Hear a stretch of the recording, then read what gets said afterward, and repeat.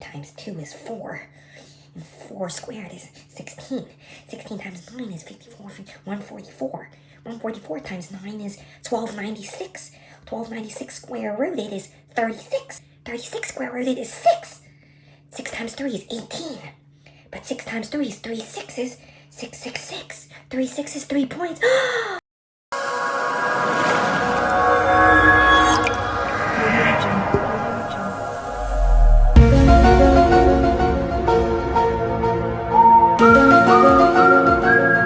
What up, y'all? It's your boy Bruce. Today we're about to do something different. We're about to do an educational video on the 3 steps to get rich. Now, if you guys like money, make sure you smash that like and subscribe button. And if you don't, hit the like and subscribe and you can help me get rich. Make sure you guys take out your notepad because I'm gonna drop dimes throughout the whole video. So first things first, the reason why I say financial confidence over financial freedom is because you can be financially free today, but does that make you financially free tomorrow or financially free next year? People win the lottery all the time and they spend everything and then they're back to where they started. But if you're financially confident, even if you lose everything, you have that skill set, that knowledge to get everything back. So just remember, people can take away your money and your assets, but they can never take away your knowledge. You have to use your most powerful asset in the world, which is your brain. You always have to be 5 steps ahead of the game. Be that Michael Scofield, be that Ghost, be that Jimmy Neutron. Think like the rich. Step number 1 to becoming rich is your mindset. If you want to be rich, you have to think like the rich. What? Excuse me, how do you think like the rich? Why don't you like and subscribe and watch the damn video? A lot of people have the misconception that you have to go to school to be rich and successful. In my opinion, there's no correlation between going to school and making money and becoming rich.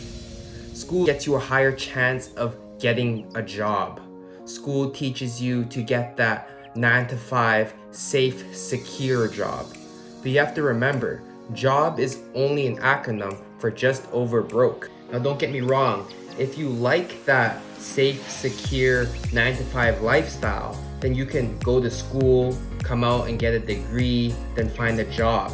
Or if you want to become like a doctor or a lawyer where you need, an undergrad and then a master's, then yeah, you have to go to school. But you have to understand that school is not for everyone.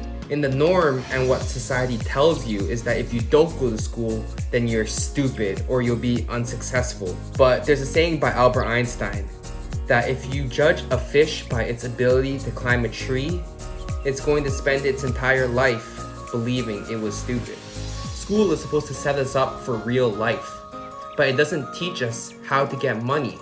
So how would we learn how to get money? Nowadays, going to school then finding a job will not get you rich.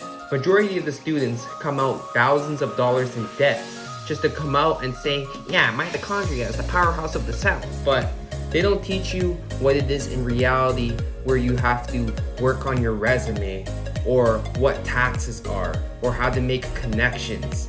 The biggest lesson I learned from school was social networking and to build my connections. The school system is so corrupt that they force people to cheat because they value grades more than what students learn and knowledge. School tells you to get the best grades you possibly can and land that job security. But your mindset should be how you'll become your own boss and hire those who got the best grades. You have to surround yourself with positive people and people that motivate you, and change your mindset knowing that there is more than one path to getting rich. Now, step number 2 is money management and financial literacy. If you want to get rich and get money, you have to understand money. You need to manage your money. You need to save. You need to budget. Write out your expenses. What is your cash flow? You need to know where your dollar is going. Where is your money allocated? You have to buy assets, not liabilities. Assets are things like stocks, bonds, real estate, things that appreciate over time. Liabilities depreciate. So I don't know, like a car, you know, shoes. Things that lose value over time are liabilities. Now this may all sound like common sense, but common sense is not always common practice. I hear people say all the time, I need a raise, I need a better job. Most people don't have a money making problem, they have a spending problem. It's not how much you make, it's how much you save. So the first step, actually step 0, before you follow any of these steps, you need a job. Like any job, so a plumber, a doctor, you can work at McDonald's as a professional Krabby Patty flipper. Any job that brings guaranteed cash flow to you. And now what you do with that money is what separates you from the rest. Someone with a high paying job is obviously better.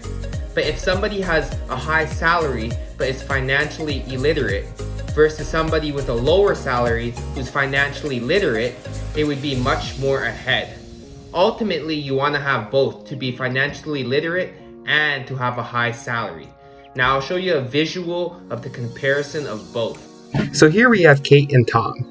Kate goes to university and college and takes a postgrad for a 1 to 2 years and is $150K in debt. After she comes out of school, she lands a $60K job. Takes her a few years to pay off her debt, let's say 3 to 4 years, and her expenses are at $40K. After 20 years, she saves $320K. Tom, on the other hand, who doesn't go to school but instead works for 5 years, has a $40K job. His expenses are $25K, and after working for this company for 5 years, he gets a raise to $50K. After 20 years of compound investing, getting approximately 10% return, he has $2.4 million saved. Now, this is all hypothetical at the end of the day, but the point is to just show you the power of investing and money management. Some of you are probably wondering, how did Kate graduate and she's only making $60K for the rest of her life? But since she is financially illiterate, in our illustration she was making $60K, and let's say her expenses are at $40K. If she got a salary increase by $10K, her expenses would increase $10K as well. But Tom, on the other hand, who's financially literate, is making a little less, let's say $50K. His expenses are at $20K. Let's say his salary increases to $60K, his expenses are still at $20K. So the point is, just because your salary goes up, it doesn't mean you have to spend more. If your salary goes up, you should save more. That's the only way you can get ahead of the game. Most people, as you already know, when they get a raise, an increase in lifestyle goes with it. You need to save and live frugally now so that when you retire, your investments can get you anything you want. Now remember, because of tax and inflation, one job or income is simply not enough. You need multiple streams of income if you want to be successful. Your 9 to 5 will only be enough to cover your expenses. Your 6 to 10 is what separates you from the rest. Are you coming home and just relaxing? Or are you coming home and starting a business, starting a side hustle? Money management is key, but so is understanding how money talks. Woo! Alright, now step number 3. Does money grow off of trees? Of course money comes from trees. Money is made from paper, banks have branches. But for you to get that money tree, you have to start from the seed. And once that tree is fully grown, it will provide you shade for the rest of your life. The best time to grow a tree was 20 years ago, but the second best time is now. So you already guessed it. Step number 3 to get rich is investing your money. Investing. Your savings account gets you 0.05% a year, while inflation increases and it's about 7% a year. This basically means if you do nothing, you're becoming more and more broke. A lot of people invest in mutual funds and they don't know what the hell it is. You have to at least do your work and understand what is a brokerage, what is a mutual fund, what kind of percent return are you getting. When you open up a business like a restaurant, you don't just hire employees and a manager. You have to understand the restaurant business, the ins and outs, the restaurant industry. It's the same as your money. When you give your money to a mutual fund, you have to know where your money is going, where it's flowing, where it's glowing. But I'm not a rapper. Once you understand the basics, Then you can decide if that's what you still want. The first thing I recommend to invest in is investing in yourself. Every paycheck, take 10% of that and pay yourself. Take courses, seminars, start a business. Because knowledge, nobody can ever take that away from you. Then you can invest in stocks, bonds, real estate. People say, oh, stocks are too risky, or I don't invest because it's risky. There's risks in everything, but what is key is to manage those risks. Diversification is key. You could put all your eggs in one basket as long as you control what happens to that basket. The biggest risk is being financially illiterate. Once you start investing, you'll realize that not investing is the biggest risk. Your money should work for you. Your money should make you money, and that money should make you even more money. That's why they say time is money, because you have to take advantage of compound interest. Start early and don't wait to invest. Invest and then wait. Woo! Now those are the 3 steps to get rich.